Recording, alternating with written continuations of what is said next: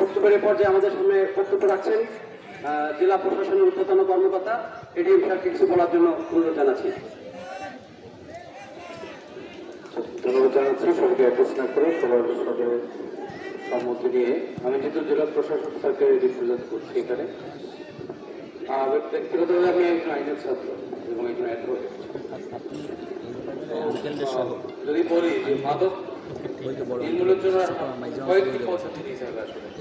শুধু আমি আসামি করলাম, জেলে পাঠালাম, জেলের রাষ্ট্রটাকে বসিয়ে খাওয়ালো, আমরা এডিসিরা গেলাম, আবার যে ঈদের দিন তাদের ভালো খাবার দেওয়া হচ্ছে কিনা, এভাবে মাদক নির্মূল হবে না। কয়েকটি পদ্ধতিতে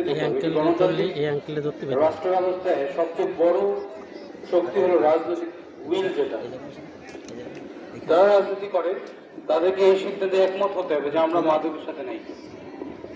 এটা হচ্ছে প্রথম কথা।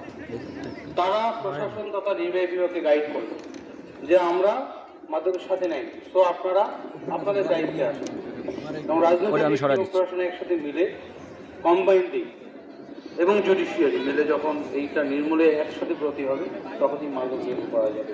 এক নাম্বার 2 হলো যে সামাজিক আন্দোলন। প্রত্যেকটি পরিবারকে সামাজিক আন্দোলনের কেন্দ্রবিন্দুতে পরিণত করতে হবে। আমাদের কোমলমতি শিক্ষার্থীদের পড়াশোনার দিকে ফিরিয়ে নিয়ে আসতে হবে। সন্ধ্যার পরে আমাদের ছেলেমেয়েরা আড্ডা দেবে না রাস্তায়, তারা বই পড়তে বসবে, তারা খেলাধুলায় ভর্তি হবে, তাদের সংস্কৃতির চর্চার মাধ্যমে নিয়ে আসতে হবে, তারা সম্মান শিখবে, শ্রদ্ধা শিখবে। এবং যারা মাদক থেকে মুক্ত হয়ে যারা ওই যে একজন ভদ্র বক্তব্য দিলেন তাদেরকে রাষ্ট্রীয়ভাবে প্যাট্রোনাইজ করে পুনর্বাসন করার একটা প্রচেষ্টা করতে হবে, যাদেরকে আমরা তাদেরকে সাকসেস স্টোরি হিসেবে তুলে ধরতে পারি। তো যখন পরিবার, সচেতনতা, সামাজিকতা, রাজনৈতিক উইল, প্রশাসন এবং জনগণ আলটিমেটলি সবাই মিলে একসাথে এটাকে ফাইট করবে, তখনই মাদককে নির্মূল করা যাবে।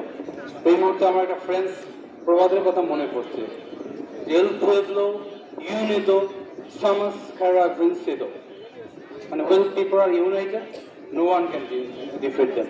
তো জনগণকে সম্পৃক্ত করে যখন আমরা সবাই এই বিষয়ে সম্পৃক্ত হব, সবাই মিলে এটাকে নির্মূলে কাজ করতে পারবো।